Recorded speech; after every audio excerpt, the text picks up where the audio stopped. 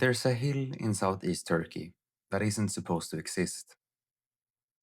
Not because it's hidden. People walked over it for thousands of years, farmed the fields around it, never thinking twice. But in 1994, a German archaeologist named Klaus Schmidt climbed that hill, looked at the broken limestone scattered across the surface, and realized everyone before him had been wrong about it. What was buried underneath was older than the pyramids, older than Stonehenge, older than writing, poetry, the wheel, older in fact than farming itself. And that last part is the problem. Because for over a century, historians had a tidy story about how civilization began. People settled down, they figured out agriculture, farming created surplus food created free time, and free time is what let humans build temples and cities and complex belief systems. Göbekli Tepe breaks that story completely. It suggests that order might have been backwards. Let's sit with this one slowly, because it rewrites something most of us were taught as facts. Back in the 1960s, the University of Chicago and Istanbul University researchers surveyed this hill, locally called Göbekli Tepe, which just means potbelly hill. They found a few broken slabs of limestone. They assumed it was a medieval cemetery. Unremarkable.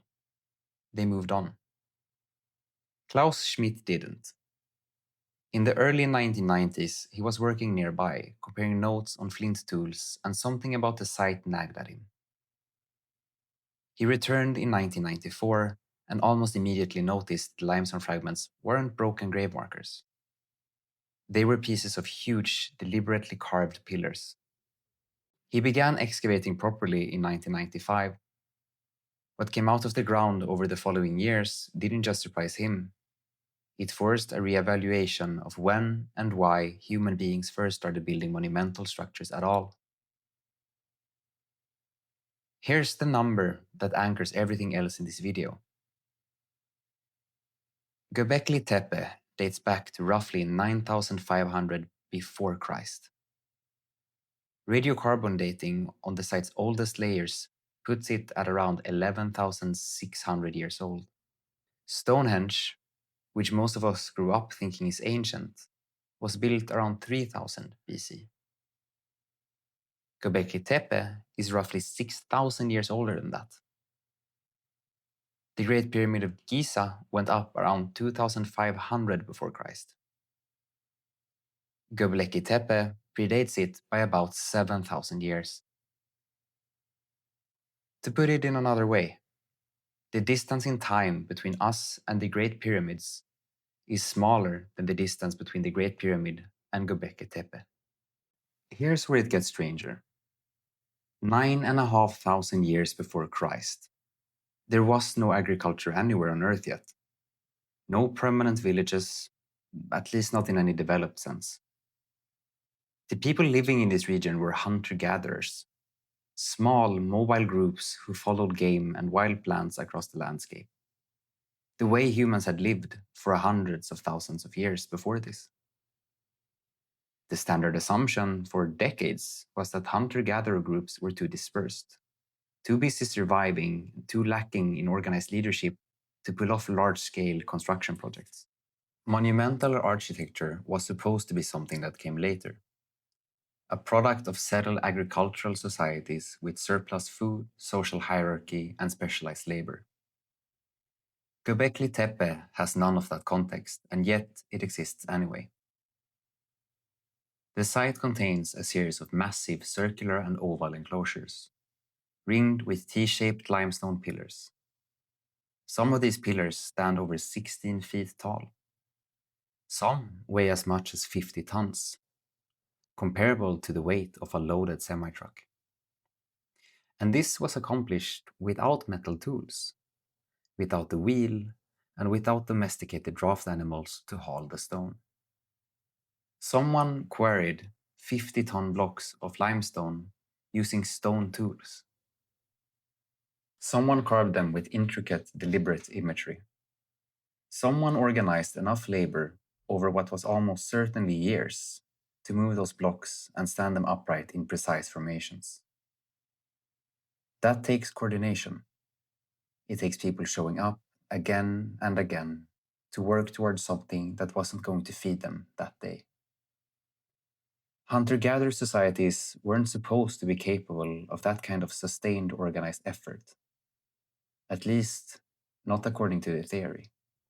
And there was a twist buried in the geography here too. A few miles from Göbekli Tepe is Kakadag, a mountain where researchers have identified wild wheat that is genetically the closest known ancestor to modern domesticated wheat. Some archaeologists now argue this isn't a coincidence, that people may have gathered here first for ritual for whatever pulled them to this hill, and agriculture was invented afterward, partly to feed the crowds who kept returning. If that's true, it means people didn't build temples because farming gave them free time. They may have invented farming because they'd already built something worth feeding people for. It's not a minor detail. It's a reversal of story historians have told for over 100 years. There's also a question of scale that took years to become clear. For a long time, Göbekli Tepe was treated as a singular anomaly, one impossible site standing alone. More recent excavation has shown that isn't quite right. About 23 miles southeast, there's a related site called Keran Tepe, part of a wider Turkish research initiative called the Taz-Tepler Project, or the Stone Hills, which now covers a whole cluster of related sites across the same region. Keran Tepe, Seyberg, Sefer Tepe, Kamak Tepe, and others, all dated to roughly the same window, all sharing similar caved pillars and symbolic language. So Göbekli Tepe wasn't a one-off.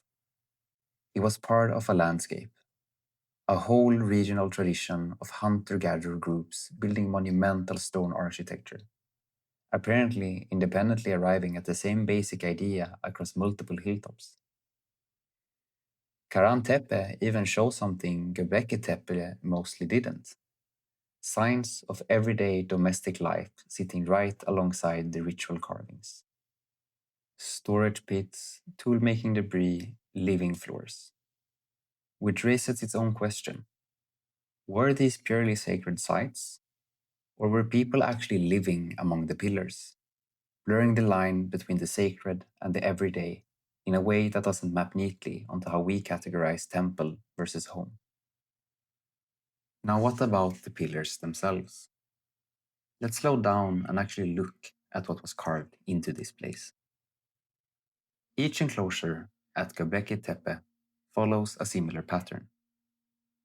A ring of T-shaped pillars surrounding two larger central pillars. And the T-shape itself isn't just architectural. Many researchers believe the pillars are stylized human figures. Some have carved arms running down their sides, hands meeting at the front, carved belts, and even carved loincloths with fox pelt details hanging from them. Faceless, abstract, but unmistakably body-shaped. Nobody knows for certain who or what they represent. Ancestors, deities, spirits tied to the animals surrounding them? The people who built this left no writing. So their answer, whatever it was, is gone. But the animals carved around the human-shaped pillars are extraordinary in their own right. Foxes, boars, and lions caught mid-stride. Cranes and vultures with wings extended. Snakes coiling along the pillar edges. Scorpions, wild bulls. Some panels are so densely carved they look almost chaotic. Dozens of creatures layered across a single stone. This wasn't decoration added casually. Each carving would have taken real time and real skill with stone tools alone. Someone was a specialist at this, which again pushes against the old assumption that specialized craftsmanship required a settled, stratified society to support it. As more enclosures were uncovered, archaeologists noticed something odd. The oldest ones, the ones from the earliest layers, tend to have the largest, most elaborately carved pillars. Later enclosures, built centuries afterward, are generally smaller and simpler. That's backwards from what you'd expect. Normally, you'd assume a society gets better at building things over time, more sophisticated as centuries pass. At Göbekli Tepe, it looks like the opposite happened. The most ambitious construction is at the very beginning, and nobody has a firm explanation why. None of the enclosures at Göbekli Tepe appeared to have functioned as homes. No hearths for daily cooking, no sleeping area, none of the ordinary domestic debris archaeologists find at settlement sites. Things like broken everyday pottery, worn out tools discarded in living spaces. Since Göbekli Tepe itself predates pottery entirely, that comparison works slightly different here than at Karan Tepe. But the patterns still hold. This place was built, gathered at, and maintained by people who mostly didn't live on top of it. Whatever pulled hunter-gatherer bands here, from what may have been considerable distances, wasn't the need for shelter. It was something else. Something that mattered enough to justify the walk and the labor again and again for over 1,000 years. However, there is one pillar in particular that's become the center of one of the strangest debates connected to this site. Archaeologists call it Pillar 43. Most people know it by its nickname, the vulture stone. It's covered in carved animals, a scorpion, a headless human figure, birds, and what looks like a handbag-shaped object held by a vulture, arranged in a way that doesn't obviously read as a scene or story, at least not to modern eyes. In 2017, a team of researchers proposed something bolder. That the carvings on Pillar 43 aren't just decorative animals, but a kind of symbolic date stamp. Each creature representing a constellation, encoding a specific moment in the sky. Running the carvings through software that reconstructs ancient star positions, they landed on a date around 10,950 before Christ. That date matters because it lines up closely with a real, well-documented climate event. The Younger Dryas, a sudden and severe cold snap that hit the northern hemisphere just around this time, disrupting ecosystems around the globe. Some scientists believe the Younger Dryas may have been triggered by a fragmenting comet striking the Earth or exploding in the atmosphere. Evidence for this includes a layer of unusual materials found at a site in Greenland. The theory goes, Pillar 43 is humanity's oldest surviving record of a catastrophe. A comet strike witnessed and then carved into stone by people who wanted it remembered. It is a compelling idea, but it's worth being honest here. Most mainstream archaeologists, including researchers at the German Archaeological Institute who done the bulk of the excavation work, view the astronomical date stamp interpretation as speculative. Reading precise constellations into carving made almost 12,000 years ago by people who left no key to their own symbolism is not something you can verify. It is, however, an interesting possibility. What is settled is this. Something significant happened around that time. Climate-wise, and this pillar was carved by people living through the era.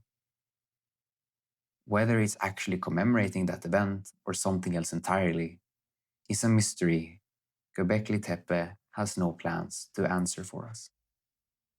But there's something that tends to surprise most people. Everything I've described so far, the enclosures with their pillars and carvings, represents only a portion of what's actually there. Geophysical surveys using ground-penetrating radar and magnetometry to see beneath the soil without digging have revealed that Göbekli Tepe is far larger than excavated area suggests. There are more enclosures still buried, more pillars that haven't seen daylight in millennia. In late 2025, subsurface scanning at the site detected yet more structures, extending what researchers already understood about the layout underground. And separately, ongoing analysis of the carved pillar motifs has led some researchers to propose that at least one pillar may function as a kind of solar calendar. Its carved markings possibly tracking a 365-day solar year, which, if confirmed, would imply the people here were tracking astronomical cycles with real precision, thousands of years before written calendars existed anywhere else. None of this is fully excavated. Much of it may never be, at least not soon. Careful archaeological excavation is slow by design, because digging destroys context that can never be recovered. Most of Göbekli Tepe, right now, tonight, is still in the ground, unexplored and waiting. There is one more piece that might be the strangest of all. Around 8000 before Christ, after the site had been in continuous use for well over 1,000 years, the people connected to Göbekli Tepe began to bury it, deliberately. This wasn't erosion, it wasn't collapse. It wasn't sediment slowly accumulating over centuries the way it would at an abandoned, forgotten site. The evidence points to intentional backfilling. Enclosures packed with rubble, soil, and debris methodically, as though someone made a decision to put the whole place to rest. Nobody knows why. One idea is ritual closure, that burying an enclosure was simply part of the belief system itself, a way of retiring a sacred space once its purpose had been fulfilled. Not unlike how some cultures deliberately decommission religious sites today. Another idea is that centuries passed and society changed. As farming spread and as populations grew and settled into very villages Göbekli Tepe may have helped inspire, the meaning behind the site simply faded from relevance, and burial was as much practical as symbolical. A stranger possibility some researchers raise is that burial may have functioned as kind of preservation, intentional or not, sealing the pillars away from weather, animals, or later disturbance. Whatever the reason, it worked. The soil that entombed Göbekli Tepe for 10,000 years is exactly what kept the carvings so remarkably intact when Klaus Schmidt's team finally reached them. And in a strange way, whoever buried this place protected its secrets long enough for us to find them at all. We just still don't know what they meant. It's worth noting the burial wasn't a single event either. It happened gradually, enclosure by enclosure, over what appears to have been generations. As though each one reached some kind of natural endpoint in its own time, rather than the whole site being closed in one deliberate act. Older enclosures were buried while newer ones nearby were still much in use, pillars still being raised a short walk away from others already being filled in. Life and closure, happening side by side on the same hill for over 1,000 years. That timeline is almost more dramatic than any single ending would be. There was no collapse here, no invasion, and no single catastrophe that shut the place down. Just a slow, patient rhythm of building and burying the outlasted uncountable human lifetimes. Carried forward by the people who left no explanation, generation after generation, for a reason none of us will likely ever recover. So here's where that leaves us. A hill in Turkey that hunter-gatherers, according to everything we thought we knew, shouldn't have had the social structure to build. A construction effort involving 50-ton stones, moved and carved without metal or wheels. A civilization order that may run backward from what was taught in most textbooks. Ritual and gathering first, agriculture as a consequence rather than a cause. A pillar that might record a forgotten catastrophe, or might not. A site that's mostly still buried, holding pieces of itself back from us, on purpose or by accident. We can't fully say.